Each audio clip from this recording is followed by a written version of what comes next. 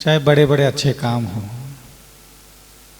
कोई भी व्यक्ति पहले दिन ना कभी ये सोचता है कि मुझे बहुत बड़ा कोई खोटा काम करना है, ना ही कोई पहले दिन ये सोचता है कि कोई मुझे बहुत बड़ा अच्छा काम करना है। हमेशा ही अच्छे और बुरे दोनों कामों की शुरुआत बहुत छोटे रूप में होती है। और जब कोई साधु पुरुष ही हो, संतत्व में ही हो, तो वहाँ तो थोड़ा बहुत दया भाव तो होता ही है। और जब दया है और सामने अगर ऐसी परिस्थिति कभी देखने को मिलती है, पशु पक्षी घायल, जख्मी, तकलीफ में कुचले हुए, अब ऐसे ये पशु पक्षी भोजन तो भले ही घूम घाम करके खा लेते, पानी भी इधर उधर कहीं ना कहीं भटक करके थोड़ा बहुत पी लेते हैं, लेकिन उनके शरीर में जो जख्म उत्पन्न होते हैं, पीड़ा उत्पन्न होती है, हम जैसे मनुष्यों के द्वारा इनके इन प्रकार किसी प्रकार की कोई पीड़ा उनके जीवन में उपस्थित होती है, तो उस पीड़ा के लिए कोई भी औषधि, कोई भी उपचार कहीं भारत में व्यवस्थित तरीके से है ही नहीं। और इसी को थोड़ा बहुत शुरुआती स्तर पर चालू किया झांसी और ग्वालियर हाईवे के बीच में, और वहाँ के जो अनुभव आए, उन अनुभवों से हमने फिर हमारी भावनाएं बढ़ती चली गई।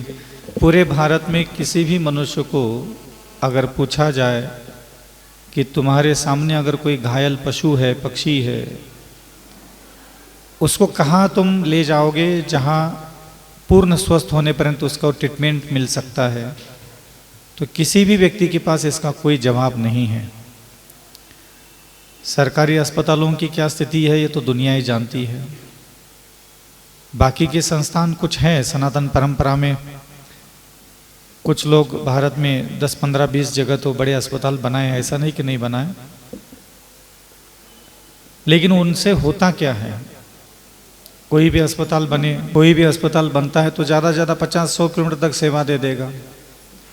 पूरा भारत ही 4000 किलोमीटर लंबा और 2-2.5 किलोमीटर चौड़ाई में फैला हुआ है, और लगभग भारत में 6,44,000 गांव है, और 6,44,000 गांव में अगर हम प्रत्येक नगर में 500,000 गौवंश है, बैल है, कुत्ता है, सुअर है, गधा है, पक्षी है, ये कितने संख्या में होंगे?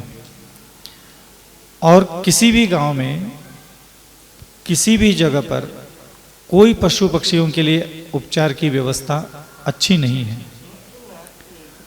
और उसी को ध्यान में रखते हुए हमने इस कार्य को अब आगे बढ़ाने का मानस बनाया है कि भारत में प्रत्येक 150 से 200 किलोमीटर के अंतराल पर गौ अस्पताल निर्माण हो, और सैकड़ों हजारों वर्षों पर्यंत इन मूक पशु पक्षियों के लिए औषधि, अन्य प्रकार के जितने भी उनको पीड़ा से मुक्ति होने के लिए सब हम प्रोवाइड करते रहेंगे। उसमें भावना तो यही है कि भारत में कोई भी व्यक्ति किसी भी स्थान पर जहाँ भी हमें लगेगा कि यहाँ गौ अस्पताल, पशु पक्षी अस्पताल होना चाहिए, वहाँ अस्पताल बनाने की अगर किसी की भावना है, वो ज़रूर दया भावना फाउंडेशन से संपर्क करे, ताकि भारत में 108 अस्पताल जो आचार्य गुरुदेव विद्यासागर मुनि महाराज के नाम से हम निर्माण करने जा रहे हैं, आचार्य विद्यासागर गौ अस्पताल और भगवान श्री राम पक्षी अस्पताल, तो उसमें सभी लोगों का सहयोग मिले ताकि इस पूरे भारत के प्रत्येक पशु पक्षी को औषधि का लाभ मिल सके। चैनल के माध्यम से जो तमाम दर्शक पूज्यवर की मंगल देशना श्रवण कर रहे हैं, उन सब की जानकारी के मैं लिए उद्घोषित करता हूँ। परम पूज्य गुरुदेव के मंगल आशीर्वाद से अशोकनगर जैन समाज श्री दिगंबर जैन पंचायत कमेटी के तत्वाधान में दया भावना फाउंडेशन द्वारा अशोकनगर में एक विशाल आचार्य विद्यासागर गौ अस्पताल व श्री राम पक्षी अस्पताल का शिलान्यास प्रातःकाल की वेला में स्टेशन रोड पुलिस थाने के पीछे किया जा रहा है। पूज्यवर संत श्रोमणी आचार्य गुरु विद्यासागर जी महाराज के नाम से स्थापित हो रहे इस गौ स्थल अस्पताल के लिए आचार्य भगवान श्री समय सागर जी महाराज, परम पूज्य निर्यापक श्रवण तीर्थ चक्रवर्ती मुनि पुंगव सुधा सागर जी महाराज का मंगल आशीर्वाद प्राप्त है। कल कमेटी आशीर्वाद लेने गई थी और पूज्यवर का नवोस्तुति निवेदित करके आई। हमारे सौभाग्य से परम पूज्य परम विदुषी आर्यका रत्न विंध्य श्री माता जी, परम पूज्य आर्यका श्री विद्वत श्री माता जी का संग यहाँ पूरा विराजमान है और कल उनका भी सानिध्य हमें शिलान्यास समारोह में मिलने जा रहा है। एक से एक अनेक श्रेष्ठी वर्ग निकल कर आए हैं जो कि एक ही व्यक्ति पूरे अस्पताल को बनाने की भावना रख रहा था। पूज्यवर ने उन्हें कुछ आशीर्वाद दिया, कहा शेष सारी समाज को मुझे जोड़ना है। तो 51 कलशों की राशि के साथ अनेक दातार सामने आए हैं। 11 कलश, 5 कलश और कलशों की लाइन लगी है नीचे। उन दातारों का मैं अभिनंदन करता हूं चैनल के माध्यम से।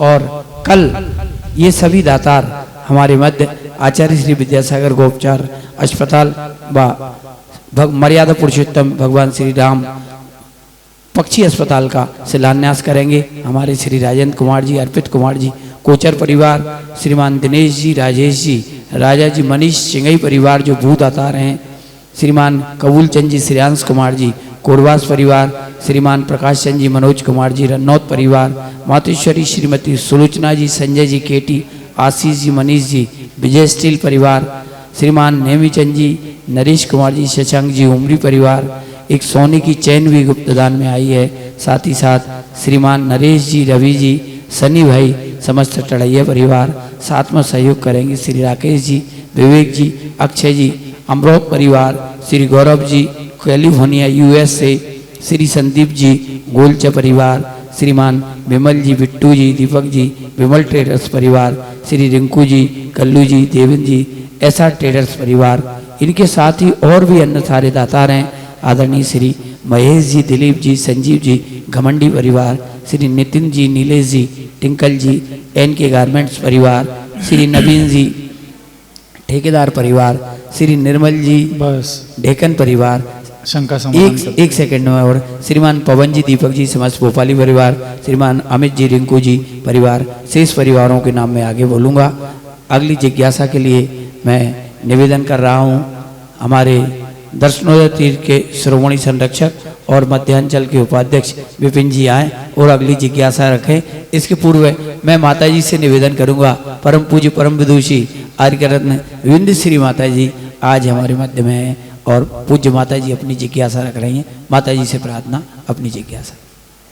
आपका ये सब जो आज सुन रहे हैं जीव रक्षा के लिए, सभी रास्ते में चर्चा भी कर रहे थे, तो इससे हमारे मन में जिज्ञासा ये हुई है कि जीव रक्षा करने से हमारा अहिंसा जैन धर्म बताया ही है, लेकिन इससे कितना अनंतानुबंधी पुण्य मिलेगा, इसके लिए जरा हमें समझाइए। नमस्ते महाराज जी। सामान्य होने के लिए जिनेंद्र भगवान हमें पुण्यवान देखना चाहते हैं क्या गुणवान देखना चाहते हैं? हम क्या चाहते हैं ये तो हमें पता है।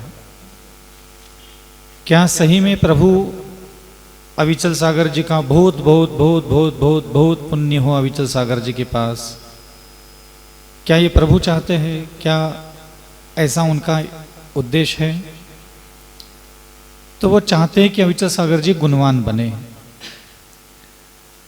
और मैं अपने चिंतन की दिशा को हमेशा गुणों की तरफ ज़्यादा मोड़ता हूँ, क्योंकि मुझे पूरा विश्वास है जब मेरे ज्ञान से, उपदेश से, प्रेरणा से जब कोई व्यक्ति गुणवान होने के लिए राजी होता है तो गुणवान व्यक्ति सातिशय पुण्य कर्म का बंध निरंतर बांधता चला जाता है। लेकिन कोई व्यक्ति गुणवान नहीं है, उसके स्वभाव में, बुद्धि में, विचार में, आचरण में, क्रियाओं में कोई सुंदरता नजर नहीं आती। लेकिन यदा कदाचित कभी दया, करुणा, परोपकार ऐसे मौका, अवसर मिलने के बाद कुछ समय के लिए उसके हृदय में, बुद्धि में, वाणी में प्रकट होते हैं तो वो छोटी सी दया के प्रति मैं लोगों को ज़्यादा उत्साहित नहीं करता। मैं चाहता हूँ कि वो प्रातःकाल से लेकर के सायंकाल पर्यंत एक दया के भाव के साथ अपना दिनचर्या प्रकट करने की भावना प्रकट करे। दूसरी बात यह भी है कि कितना पुण्य आएगा, किस चीज को करने से कितना पुण्य आएगा। सारे धार्मिक अनुष्ठान, चाहे भगवंतों के मुख से निकला हुआ कोई भी शब्द का कोई व्यक्ति मन के मात्र से, वाणी के मात्र से, इंद्रियों के मात्र से अगर कोई उसका पालन करता है तो निश्चित रूप से उसके सारे पाप का विनाश होने की संभावना होती है और पुण्य आने की भी संभावना होती है। लेकिन कोई व्यक्ति स्वयं गुणवान नहीं है, उसके पास सभ्य आचरण, सभ्य क्रियाएं, सभ्य मनोभावनाएं नहीं है, तो ऐसे अज्ञानी व्यक्ति के द्वारा जब पुण्य कमाया जाता है, जैसे मान लीजिए एक व्यक्ति ने कुछ अच्छा सत्कर्म किया और उसके द्वारा क्या हुआ कि उसके आत्मा में 50 किलो पाप था, वो लगभग 49 किलो पाप उसका खत्म कर दिया उसने उस धर्म की क्रिया के अनुष्ठान से। तो पाप का विनाश भी काफी किया। और मान लीजिए उसने पुण्य भी, संसार में 50 किलो होता है तो उसमें से 45 किलो पुण्य भी उसने कमा लिया। लेकिन मुझे ऐसा विश्वास है कि अगर वो व्यक्ति गुणवान नहीं है, गुणों की तरफ ज्यादा ध्यान नहीं उसका, अपने स्वभाव, बुद्धि, विचार, चरित्र, अंतःकरण की तरफ, तो वो 2 घंटे के अंदर फिर से 49 किलो पाप इकट्ठा कर लेगा और हो सकता है अपने कठोर व्यवहार, कठोर स्वभाव, कठोर बुद्धि, अनेकों प्रकार के इंद्रियों के असंतुलन व्यवहार के कारण वह अपने पाप पुण्य कमाया वो भी नष्ट कर देगा। क्योंकि ऐसा कथन मिलता है कि जिनेंद्र भगवान की भक्ति से पूर्वापार्जित पाप का विनाश होता है, ऐसे ही हमारे खुद के बुरे स्वभाव के कारण, बुरा स्वभाव का माने अच्छा स्वभाव का नहीं होना ही बुरा स्वभाव, उसके कारण कमाया हुआ पुण्य भी हमारा कभी कभी नष्ट हो जाता है। लेकिन अगर हम गुणवान बनते हैं, गुणों की तरफ अगर थोड़ा सा अपन ज़्यादा ध्यान देते कि मुझे मेरा जीवन, मेरे उठना बैठना, बोलना चलना, मेरा भोजन आदि करना, रिश्ते निभाना, ये सब गुणों के साथ निर्वाह हो, मैं क्षमा के साथ, दया के साथ, करुणा के साथ, विनय के साथ, सौहार्द भावना के साथ, प्रेम भाव के साथ मैं पूर्व जन्मों के सारे कर्म की पीड़ाओं को सहन करते हुए अपना जीवन यापन करूं। ऐसा अगर कोई व्यक्ति अपने गुणों की तरफ सावधान रहता है, वो 24 घंटे पुण्याश्रव करता है, सातिशय पुण्य जिसको अपन बोलते हैं। और मैं सभी को यही प्रेरणा देना चाहूँगा कि वह अपने आप को गुणवान बनाने की तरफ ज़्यादा ध्यान दे। परम पूज्य आर्यका रत्न श्री महाराज श्री, मेरे मन में एक जिज्ञासा प्रकट हुई है कि हम सभी लोगों को अहिंसा का उपदेश देते हैं, और जो श्रावक है वह बड़े अच्छे से सुनता है, वह भी नारे भी बहुत अहिंसा के लगाता है, लेकिन उसके उच्चारण और आचरण में काफी अंतर दिखाई देता है। ऐसा क्यों? ये सब कोई नरक गति से, कोई त्रियंच गति से, कोई देव गति से, कोई मनुष्य गति से, क्षय स्थान, भाव स्थान, अनेकों प्रकार की स्थितियां लेकर के इन्होंने जन्म लिया है। जैन कुल प्राप्त होकर के किसी को 20 साल, 30 साल, 40 साल ही तो हुआ है। शुरू के 20 साल तो हम सामान्य रूप से घर, परिवार आदि चीज़ों में हमारा चित्त एकाग्र होता है। 18 साल, 20 साल के बाद माता जी, महाराज जी, मंदिर, पूजा पाठ अथवा जिनेंद्र भगवान की वाणी, उपदेश, शास्त्रों का अध्ययन, पठन पाठन, आसपास के पवित्र पावन पुनीत पुरुषों का संपर्क आने से थोड़ा बहुत हमारे चित्त में बदलाव आता है। हमारी जाति जैन है, गोत्र जैन है, हमारे पुण्य होंगे, लेकिन जो हमारी मन के अंदर के संस्कार है, वाणी के अंदर के संस्कार है, शरीर के इंद्रियों के अंदर जो कूट कूट करके संस्कार है, जैसे तिल में तेल होता है, वो सारे संस्कार हमारे हिंसा के, झूठ के, चोरी के, मैथुन, परिग्रह, क्रोध, मान, मायालोभ के ही कूट कूट करके भरे पड़े हैं। और अभी अभी हम जो गुरुओं के मुख से, संतों के मुख से, पावन पवित्र चरित्रवान महासंतों के मुख से, अरहंत वाणी जिनवाणी के द्वारा जो हमारे लिए आदेश दिया गया, आज्ञा दी गई है, वो हम जब पढ़ते हैं अथवा गुरु के मुख से सुनते हैं तो एक ऊपरी सतह पर हमारे अंदर ख्याल मात्र आता है कि हाँ बिल्कुल ये धर्म है और हमें इसे करना है। जो श्रोता है वो जब तक सुनता है तब तक उसका मनोबल, उसकी मनोभावनाएं हमेशा प्रबल रूप धारण करती है गुरुजनों की वाणी के प्रति, लेकिन वह दीर्घकाल तक टिकती नहीं है।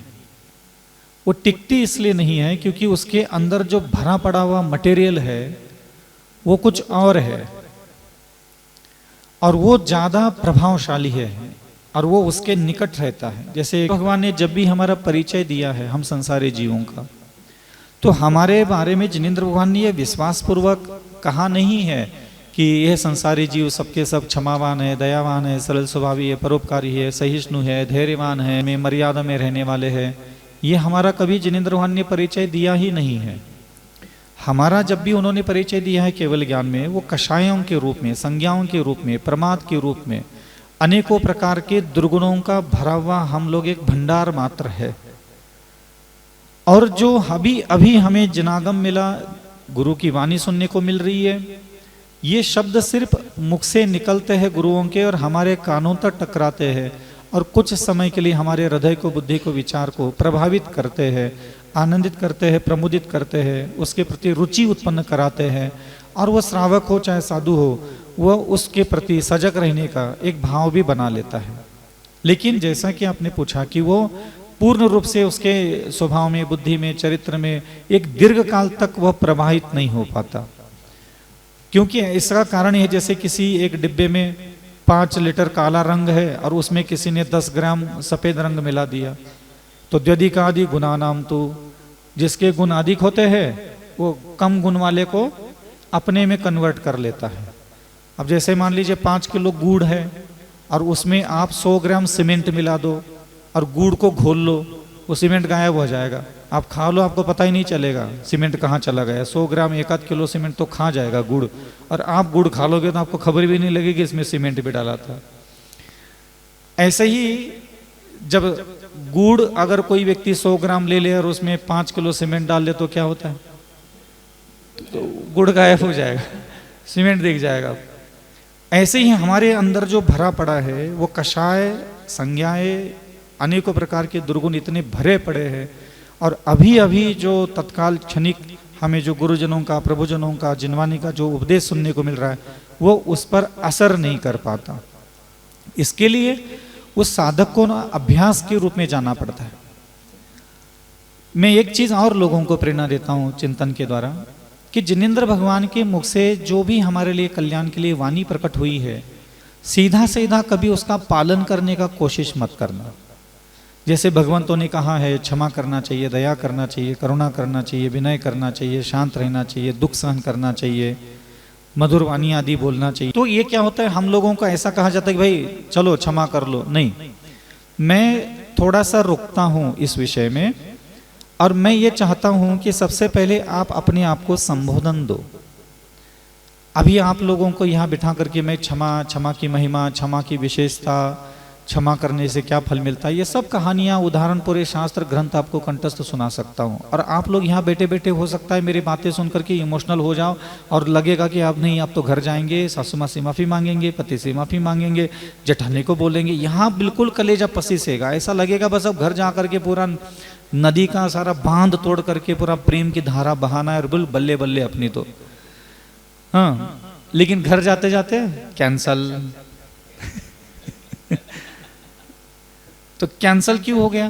क्योंकि जो प्रभु के मुख से निकला हुआ है, एक एक पवित्र शब्द जो भी प्रभु के मुख से निकला हुआ है, वो ना मेरे हड्डी में है, ना मांस में है, ना खून में है, ना चमड़ी में है, ना मन में है, ना वाणी में है, ना इंद्रियों में है, ना ही वह किसी संस्कारों में है। जो कुछ भी मेरे अंदर भरा पड़ा है वो ठीक जिनेंद्र भगवान की वाणी के उल्टा। जैसे कई बार लोग मुझे पूछते हैं महाराज आप शास्त्र का ही नहीं पढ़ते, तो हमने कहा भाई काचो लिखा तो है ही नहीं, उसमें विशेष जानकारी लिखी नहीं है, सामान्य बातें हैं, इतना तो हम भी जान लेते थोड़ा बहुत। तो ऐसे कैसे? मैंने कहा हमने तो पढ़ लिया, पहले से ही पढ़ लिया। तो मैंने उसको एक लाइन बोली बस खाली कि भैया देख, भगवान जी ने समोचरण में कोई दिव्य ज्ञान नहीं दिया, बहुत सामान्य ज्ञान दिया। बोले क्या? मैं तो एक लाइन में बता सकता हूँ कि जिनेंद्र भगवान ने क्या उपदेश दिया। तो जो जो आपके मन वचन काय में दुर्गुण भरे पड़े हैं, और उन दुर्गुणों के जो भी नाम होंगे, जैसे कि क्रोध है, मान है, माया है, लोभ है, अहंकार है, तृष्णा है, कामना है, वासना है, अभिलाषा है, छल है, कपट है, मनोरंजन है, मूर्खता है, पाखंड है, छलावा है, कपट है, सब चीजें आपके अंदर भरी पड़ी है क्या नहीं है? है। फिर भगवान ने क्या उपदेश दिया जिनवाणी में? ठीक उससे उल्टे शब्द अपनी वाणी से प्रकट किए और चले गए। जैसे कि मेरे अंदर क्रोध भरा पड़ा है, तो उन्होंने जिनेंद्र भगवान ने समोचरण में क्या उपदेश दिया? क्षमा। मेरे अंदर अहंकार भरा पड़ा है, उन्होंने क्या बोला? मेरे अंदर लोभ भरा पड़ा है, उन्होंने क्या उपदेश दिया? निर्लोभी बनो। तो बात तो वही है ना कि मेरे अंदर जिस जिस स्वभाव के अथवा जो जो नाम के दुर्गुण हैं, ठीक उससे उल्टे शब्द ही जिनवाणी में है। और वो जो परमात्मा के मुख से शब्द निकले हैं, वो मुझे अपना स्वभाव बनाना है, वो मुझे मेरे मन में लेके आना है, वाणी में लेके आना है, इंद्रियों में लेके आना है। अब वो लेके कैसे आऊंगा? आचरण तो तभी होगा ना जब मैं कुछ अपने अंदर उसको लेके आऊंगा। जैसे उदाहरण के लिए मान लीजिए कोई एक व्यक्ति है, अपने मेमोरी कार्ड में उसने 5 जो आपके टीवी पर पिक्चर आते हैं ना, वो भर दिए, पूरे डाउनलोड उसने उसमें पिक्चर कर लिए। दोपहर का समय था, उसका वैसा मूड था, इसलिए उसने हॉलीवुड की बॉलीवुड की भी मूवी डाल दी उसमें।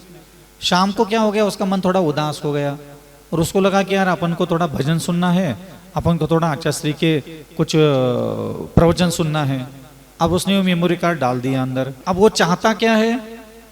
भजन सुनो। चाहता क्या है? गुरुदेव के प्रवचन सुनो। अब वो मेमोरी कार्ड अंदर डाल दिया, अब वो निकलेगा क्या बाहर? जो डाउनलोड किया है वही बाहर निकलेगा। भले ही आप चाहते कुछ भी हो, आप भले ही यहाँ बैठ करके चाहते रहो मुझे तो क्षमा करना है, दया करना है, करुणा करना है, विनय करना है, आप चाहते रह जाओगे। वो आपके अंदर से प्रकट इसलिए नहीं होता क्योंकि आपके अंदर वो चीजें डाउनलोड आपने कभी की नहीं है। यहां मैं बोल रहा हूं कि क्षमा करना चाहिए, लेकिन क्षमा आपके ना मन में है, ना वाणी में है, ना इंद्रियों में है, ना संस्कार में है, ना आत्मा में है, ना किसी चीज में आपने कभी डाउनलोड ही नहीं किया उसको। उसके संस्कार, उसके अंदर की जो एक भाव प्रणाली होती है, वो आपके अंदर डाउनलोड नहीं होने की वजह से वो भाव जागृत नहीं होते। मैं क्या साधना करता हूं? मैं पहले जब सन्यास के बाद, जैसे भगवान अविचल सागर जी से ये उम्मीद रखते हैं कि अविचल सागर जी संसार का सबसे उत्कृष्ट क्षमा गुण धारण करने वाला अविचल सागर जी बने, ये प्रभु की इच्छा है। लेकिन मेरे अंदर क्षमा करने की आदत है क्या? मेरी इच्छा है क्या? मेरी कामना है क्या? मेरा मूड है क्या? नहीं है। कारण कुछ भी हो सकता है। अब मैं कर लूं, कोई मुझे बार बार कह रहा है क्षमा कर लो, क्षमा कर लो, तो कहने वाला कह तो रहा है, चाहे भगवान कहे चाहे कोई कुछ भी कहे, इधर मेरा तो मन तैयार तो हो, क्योंकि उसके अंदर वो चीज है ही नहीं। जैसे रेत को अगर आप पेलोगे तो क्या तेल निकलेगा क्या? क्यों? उसके अंदर वो है ही नहीं। तो ददात तो यशु यस्यास्ति सुप्रसिद्धम इदम वचः, जिसके पास जो होता है वो वही देता है। तो मेरे पास तो है ही नहीं क्षमा। ये तो प्रभु कह रहे, गुरु कह रहे, जिनवानी माता कह रही है कि कर लो अविचल सागर क्षमा, लेकिन हो तो मेरे पास है ही नहीं। पूर्व जन्मों के संस्कार है ही नहीं। वर्तमान में अभी अभी प्रवचन सुन रहे हैं, अंदर पूरा क्रोध अग्नि, प्रतिशोध की अग्नि, वैरभाव की अग्नि, पूर्व जन्मों के संस्कार अग्नि के समान धधक रहे हैं। तो मैं क्या करता था? पहले अपने अंदर क्षमा डाउनलोड करने की साधना करता था। तो जैसे प्रातःकाल में उठ गया और अपने शरीर की इंद्रियों को संकेत दे दिया कि भाई आज क्षमा गुण के साथ आपको व्यवहार करना है, और मैं एक दिन में कम से कम 30, 40, 50 हजार बार खुद ही खुद को कहता था, हे अविचल सागर, जिनेंद्र भगवान आपको क्षमावान होते हुए देखना चाहते हैं। कौन सा शब्द लिया मैंने? क्षमावान। क्या बोला? हे अविचल सागर, जिनेंद्र भगवान आपको क्षमावान होते हुए देखना चाहते हैं। आप खुद चाहते हो क्या? क्या आप क्षमावान बनो? आप खुद चाहते हो? नहीं। आपकी इच्छा है क्षमा करने की अपने जीवन के सारे दुश्मनों की? मूड है? कब बनाए मूड तुम्हारा?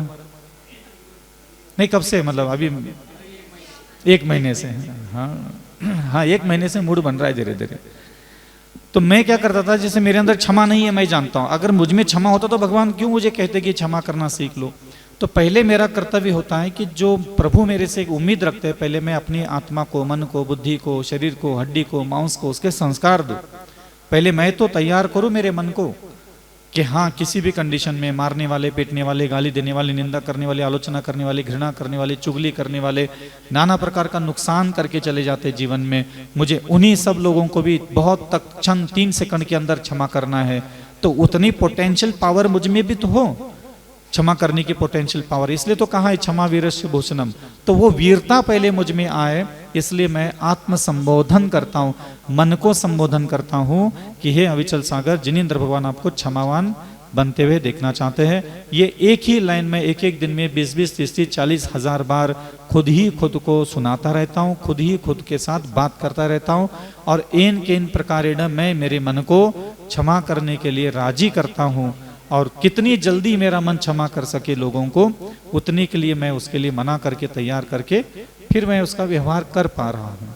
जिस प्रकार मेमोरी कार्ड में आपने जो चीज़ डाउनलोड की है वही बजती चली जाती है, इसी प्रकार पूर्व जन्मों में स्त्री चाहिए, पुरुष चाहिए, भोजन चाहिए, कपड़ा चाहिए, सोना चाहिए, चांदी चाहिए, गरीबी नहीं चाहिए, अमीरी चाहिए, ऐसा नहीं वैसा, अब नहीं तब, यहाँ नहीं वहाँ, ये सारे ख्याल आपके अंदर आते कहाँ से है? ये सब आपने अपने अंदर डाउनलोड की है पूर्व जन्मों में, बार बार आपने सोचा है, बोला है उसके बारे में।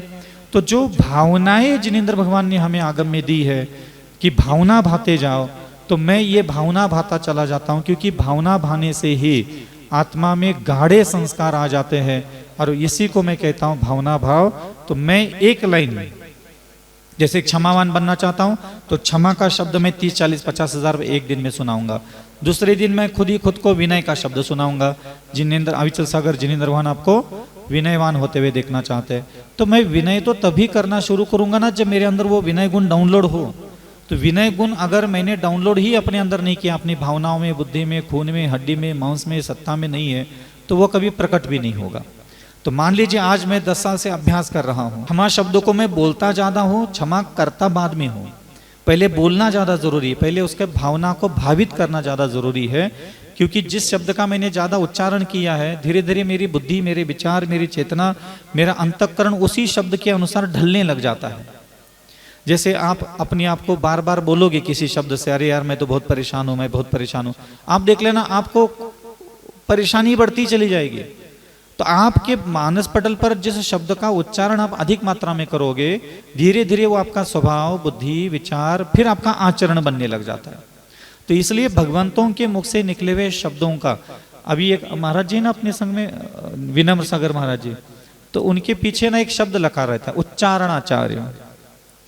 तो पवित्र शब्दों को उच्चारण ज्यादा करना चाहिए। आप जितने ज्यादा पवित्र शब्दों को, जिनेंद्र भगवान के मुख से निकले हुए शब्दों को बोलोगे, तो जो शब्द बोलोगे उसके भाव, उसकी बुद्धि, उसका मन और उसकी क्रिया करने के लिए हमारे अंदर शक्ति प्रकट होने लग जाती है। इसलिए आपको मैं कहूं कि अहिंसा की साधना करो, तो आपके अंदर वो दया का भाव ही नहीं है। वो अहिंसा शब्द मैं आज भी यहाँ सभा में पूछ सकता हूँ। जैसे आपका दिमाग दिन में 4 बार, 5 बार, 10 बार, मुझे तो पानी चाहिए, मुझे रोटी चाहिए, मुझे ये चाहिए, वो चाहिए, हजारों बातें ख्याल में आती हैं। आप सब सही सही बताओ, कभी आपके अंदर ऐसे ख्याल आ गए बैठे बैठे, अरे यार अपने को ना अहिंसा की साधना करना है अपनी जिंदगी में? आपको कभी ये सेंटेंस दिमाग में ख्यालों के रूप में प्रकट हुआ है? पानी चाहिए कितनी बार ख्याल आता है दिन में?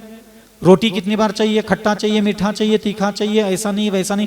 बाकी संसार के विषय भोगों से संबंधी जो ख्याल हमारे अंदर प्रकट होते हैं, क्योंकि वो संस्कार हमने डाले हैं, वैसे भावना भाई है, तो वो अंदर जम करके बैठ गए। लेकिन कभी अहिंसा शब्द हमने अपने मुख से कभी बोला ही नहीं है। आपको आचरण करने के पहले, आपको जो भी चीज का आचरण करना है ना, पहले उस शब्द को पुनः पुनः बोलो। जैसे आप अभी बोलो, जैसे कल सुबह मान लो अपने को शिलान्यास करना है, ठीक है, आप अभी 200 बार ये बोलो, नहीं कुछ भी हो मुझे तो थोड़ा बहुत दान करना ही है अस्पताल निर्माण करने के लिए, मुझे तो दान करना है। आप 200 बार सोचो बस खाली। अब आप देख लेना आपके अंदर से वो क्रियाएं घटित होने लग जाएंगी। वो भाव, बुद्धि, विचार, हृदय, अंतःकरण निर्माण करेगा, और वो इतना प्रबल बना देगा बार बार बार बार बोलने से कि आपके हाथ से वो क्रिया हो ही जाएगी। ये स्थिति बनती है। तो इसलिए आप लोगों के मानस पर जितने जिनेंद्र भगवान के मुख से निकले हुए शब्द है वो ज्यादा उच्चारण होने की आवश्यकता है। जैसे यहां आप लोग बैठे, कभी ब्रह्मचर्य शब्द दिमाग में आता है आपके? ख्यालों में भी कभी नहीं आता, क्योंकि डाउनलोड ही नहीं है, ख्यालों में नहीं आता। तो वो ख्यालों में आएगा कहां से? तो पहले तो भावनाएं कैसे बनती है? तो उन शब्दों के उच्चारण करने से भावना बनेगी। और जैसे कि माताजी ने कहा कि ये श्रावक लोगों का हम अहिंसा दया के उपदेश देते हैं, वो कर नहीं पाते, उसका कारण उनके अंदर हमने शब्दों का अभ्यास, उच्चारण करने का, भावना भाने का अभ्यास हमने नहीं करवाया। और जिनेंद्र भगवान ने तो मुनियों के लिए भी अहिंसा की 5-5 भावनाएं दी है। हाँ, तो वो भावनाएं क्यों? क्योंकि बार बार उसको बोलो, भगवान कहते बोलो इसको, वांग मनोगुप्त अहिंसा की 5 भावनाएं ना, तो आप उसको बोलो भाई, वाणी का ऐसा उपयोग करो, मनोगुप्ति का ऐसा उपयोग करो। तो हम लोगों को ये बार बार बोलने के लिए दिया है, क्योंकि इन चीजों में हम 5 जगह सावधान रहेंगे तो ऑटोमेटिक हमारी अहिंसा की सिद्धि प्राप्त हो जाएगी। संग सामने हो तो धर्म का स्वरूप दिखाई देता है, इस नश्वर संसार का अंत दिखाई देता है। होली दिवाली तो आते हैं अपने समय पर जब साधु संग सामने हो तो हर त्योहार सा दिखाई देता है। हमारे बीच परम तपस्वी संत मुनि श्री अविचल सागर जी विराजमान हैं और आज अशोकनगर की धरा पर इस धरा का पुण्य जागा और 2 महाधाराओं का मिलन हमारे अशोकनगर में हुआ। आचार्य विद्यासागर जी महाराज के परम शिष्य और गणाचार्य विराग सागर जी महाराज की परम विदुषी शिष्या मां विंध्य श्री माता जी का सत्संग मिलन आज हमारे शांति नगर मंदिर में हुआ। आज हम सबका इतना पुण्य का उदय है। महाराज श्री, मेरा प्रश्न ये है कि जैसे त्रियंच हैं, पशु हैं, सब ये जीव हैं, तो ये सब गतियों का निर्धारण होता कैसे है कि ये त्रियंच बन गया, ये जीव बन गया, ये मनुष्य बन गया? मायाचार करने से त्रियंच गति का बंद होता है। माया तेरे ज्ञान से कहा है। पुनः पुनः बुद्धि में, भावनाओं में ऐसे ख्याल पनपते रहते हैं हमारे, लोगों को झांसा देना, छुपा के रखना, घुमा के बात करना, किसी भी बात को बोलना है तो आधा बताना, आधा छुपा के रखना, अनेकों प्रकार की कलाएं होती हैं माया में। माया शब्द का मतलब भ्रम पैदा करना, भ्रमित रखना, आधा अधूरा प्रकट करना, कुटिलता प्रकट करना। तो सामने वाले व्यक्ति को कोई भी चीज की जब स्पष्टता के साथ हम प्रकट नहीं करते, कोई घटना, कोई बात, तब उसको माया कहते हैं।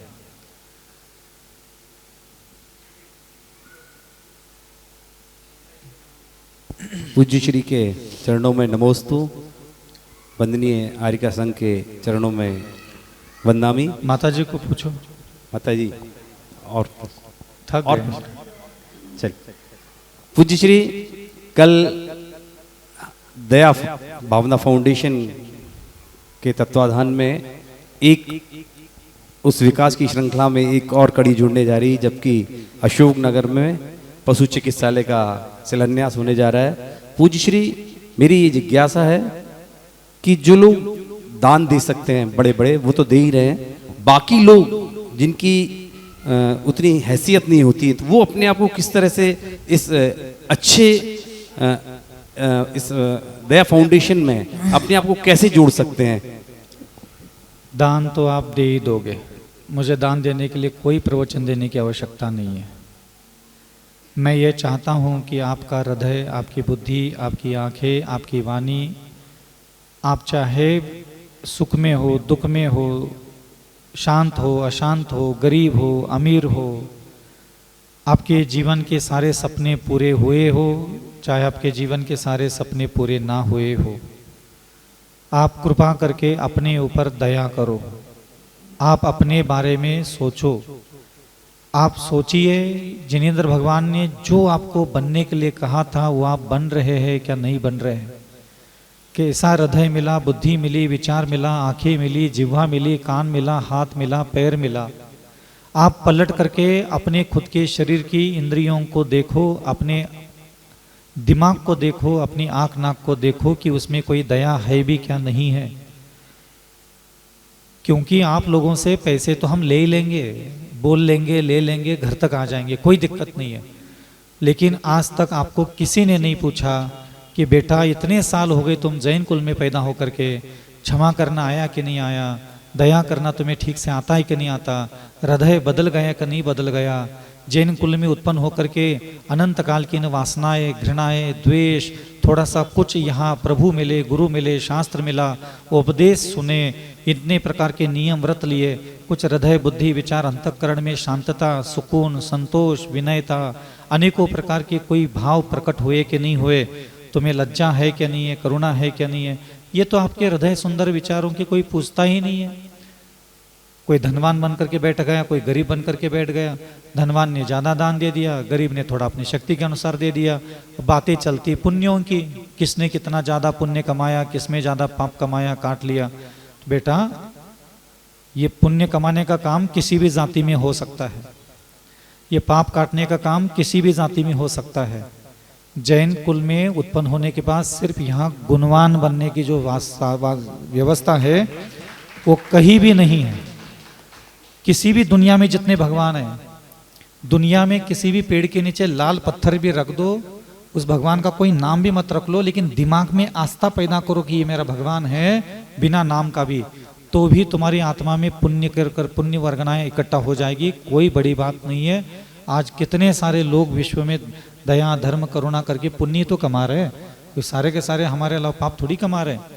तो पुण्य और पाप से भी बढ़कर बार बार मैं प्रेरणा दूंगा, आप खुद पर नजर रखो, आप अपने आप को देखो, अपनी दरिद्रता मिटाने के लिए पूरी जिंदगी मत निकालो। जो है सो है। समझ में आ रहा है? आचार्य विशुद्ध सागर महाराज जी 200 बार बोलते हैं, जो हैंगे खुद ही खुद को ये बात बोल दो। जो आज दर्द है उसको मिटाने के लिए ज्यादा भगवान के पीछे मत पड़ो। जो अनंत काल से खोटा हृदय, खोटी बुद्धि, खोटे विचार, खोटे संस्कार, खोटे अनंत प्रकार के वहां दुर्गुण भरे पड़े, वो तो आपके अंदर वैसे के वैसे है। अरे आपसे मैं प्रेरणा देकर के कहानियां सुना करके 10 करोड़ इकट्ठा कर लूंगा, कोई बड़ी बात नहीं, बहुत जादू टोना आता है मुझे करना, हल्के में मत लेना। लेकिन आपके द्वारा 10 करोड़ भी दे दोगे तो क्या आपके हृदय में घंटों तक दया करने की क्षमता प्रकट हो जाएगी? कितने मंदिर बना दिए तुम लोगों ने पैसा दे दे करके, कहाँ वितरकता प्रकट हो गई, कहाँ क्षमा दया करुणा आपके अंदर प्रकट हो गई? किसी एक कुत्ते को भी ठीक से क्षमा करना आता है क्या?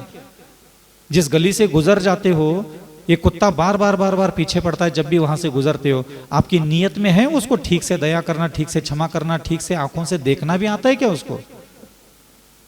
इसलिए पुण्य कमा लिया, पाप काट लिया, बहुत हो गया।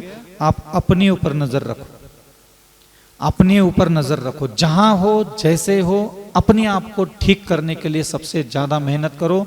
और मृत्यु के पहले ये भावना भाव कि मुझे सबसे ज्यादा क्षमावान, दयावान, सरल स्वभावी, परोपकारी, मधुर वचन बोलने वाला, नम्र रहने वाला, दुख पीड़ा सहन करने वाला बनना है, ताकि मेरे प्रभु मुझे पसंद कर सके, सारी संसार की सब देवी देवता मेरे ऊपर हमेशा अनुकंपा बनाए रखे।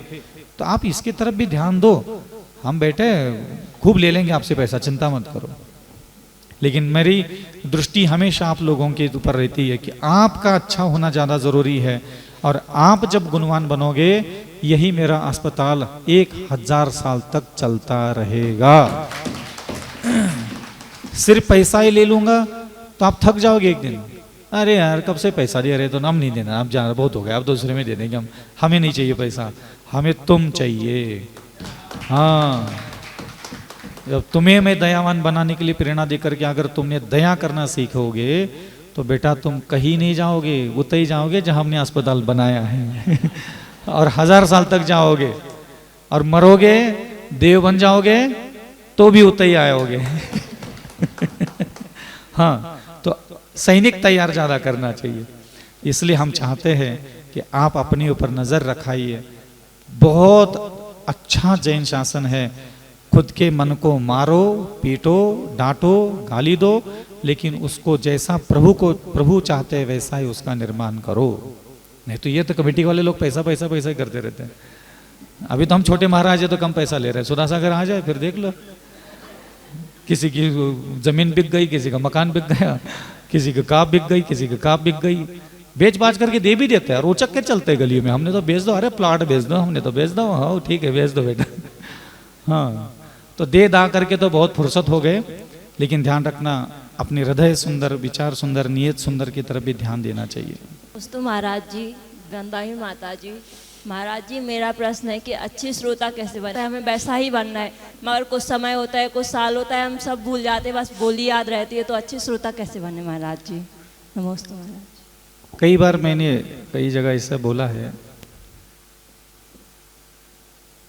वक्ता और श्रोता, और तीसरा होता है आचरण करना। फेवरेट डिश है लोगों की, भज्जा तुम इतना धर्म कर्म करो, इतना माता जी के महाराज के प्रवचन सुना, तो जिनवानी चैनल पर दिन भर बैठे रहते, कुछ सुधरा ही नहीं है, इतनी पूजा पाठ जाप स्तोत्र मंत्र सब करो, तुम सुधरत ही नहीं है, कुछ सुधर जाओ, आचरण ठीक कर लो अपना। प्राय करके लोगों की रुचि आचरण ठीक करने की तरफ होती है, लेकिन आगम में श्रोता भी एक बहुत अच्छा लक्षण वाला कहा गया है कि वक्ता कैसा होना चाहिए और श्रोता कैसे होना चाहिए। श्रोता होना बहुत बड़ी तपस्या है, आपको पता है, मुनि से भी बड़ी तपस्या हो सकती है अगर आपने उसको व्यवस्थित किया। एक व्यक्ति जन्म लेकर के 8 साल अंतर्मूर्त के हो गया और उसकी उम्र थी 100 साल।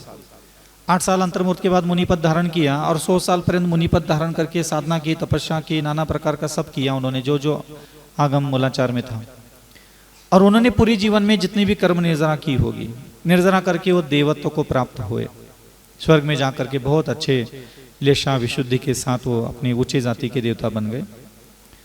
आपको ऐसा अगर मैं कहूं कि अगर आप 1 घंटा भी किसी भी गुरुदेव के, किसी भी, कोई कंडीशन नहीं कि कोई भी माता जी हो, मुनि महाराज है, किसी के भी प्रवचन अगर आपने ठीक से सुन लिए, उस बुद्धि से, उस भाव से, उस नियत से, उस परिणामों से, तो जो 100 साल तक मुनि बन करके कर्म कट गए उनके, उतने कर्म आप यहां सुन करके काट सकते हो।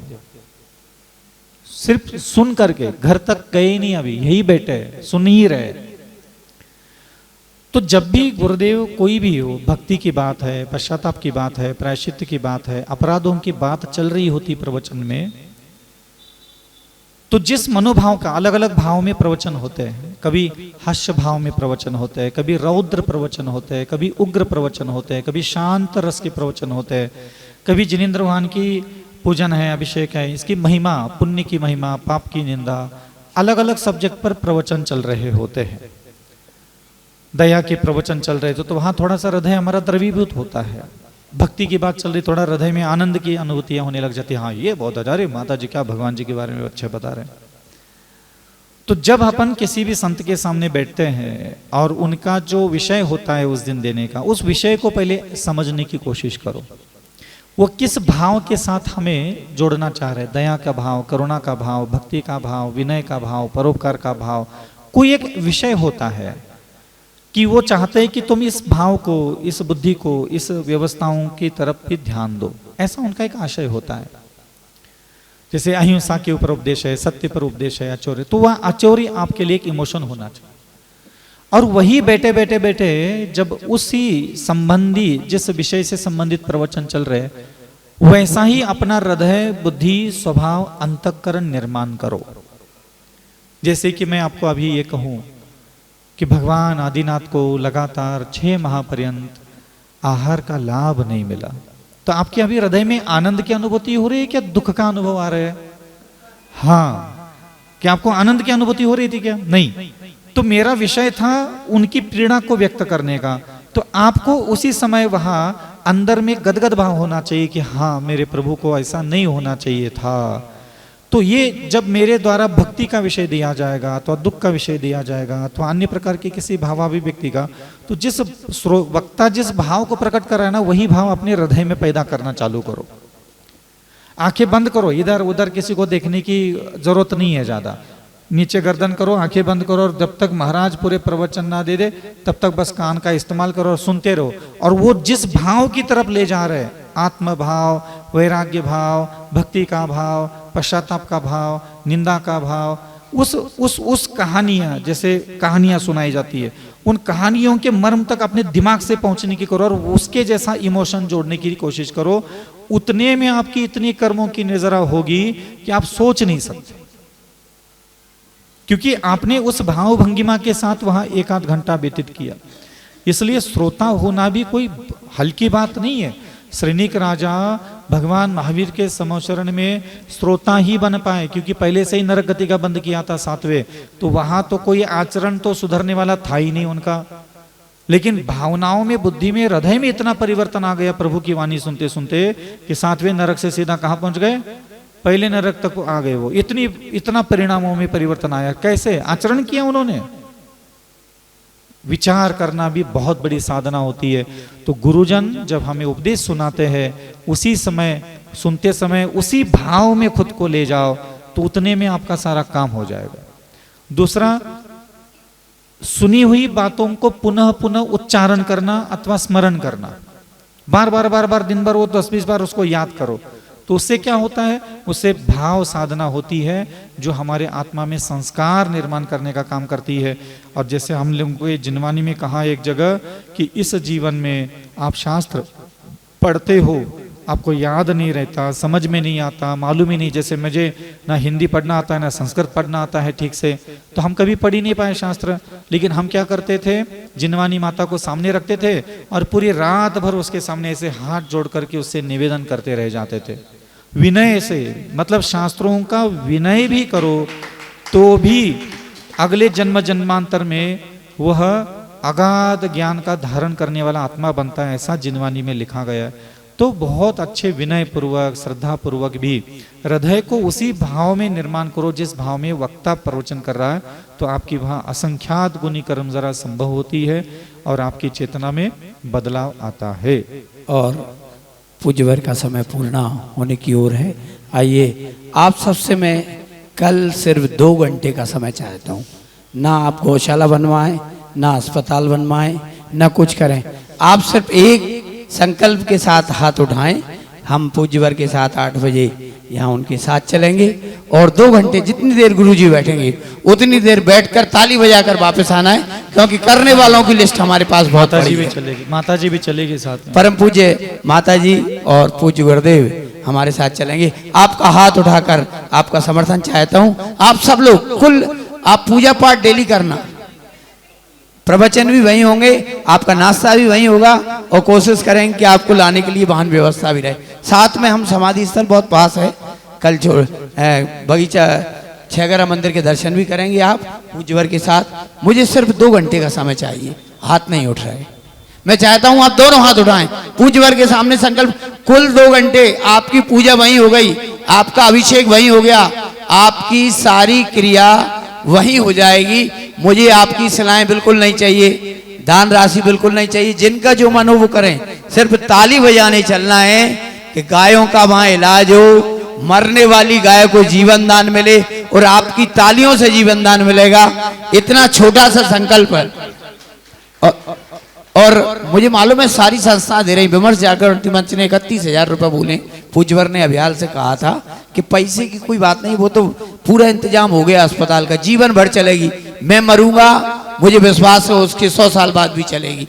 लेकिन हमें चलना 1000 साल तो गुरुजी ने कह दिया, तो सब आपको सबको चलना है। देखो उठो मत, हाथ उठा के जाओ। 8 बजे 2 घंटे का समय चाहिए। आप कल रविवार है, सब जने एक बार हाथ उठाकर महाराज श्री के सामने संकल्प कर रहे हैं हम सब। और पूरे अपने मित्रों को भी आप मैसेज कर दें, कर सके तो। जिन्हें करना मैसेज नहीं आता कोई बात नहीं, 10 बजे आप वापस आ जाएंगे। कोशिश करें प्रत्येक परिवार से एक व्यक्ति वहां पहुंच जाए। हाँ, कोई भी एक व्यक्ति पहुंच जाए। हाँ, पूरा परिवार आ जाए। बस इतना सा चाहता हूँ। 2 घंटे का कार्यक्रम है। 10 बजे तक पूज्यवर के परम पूज्य गुरुदेव के परम पूज्य आरिका रत्न जी के हमें मंगल प्रवचन भी सुनने को मिल जाएंगे। और जो गुरुदेव ने भावना भाई है, इतने सारे भक्त वहाँ अपने द्रव्य का सदुपयोग कर रहे हैं, उनका सदुपयोग भी होते हुए देखेंगे।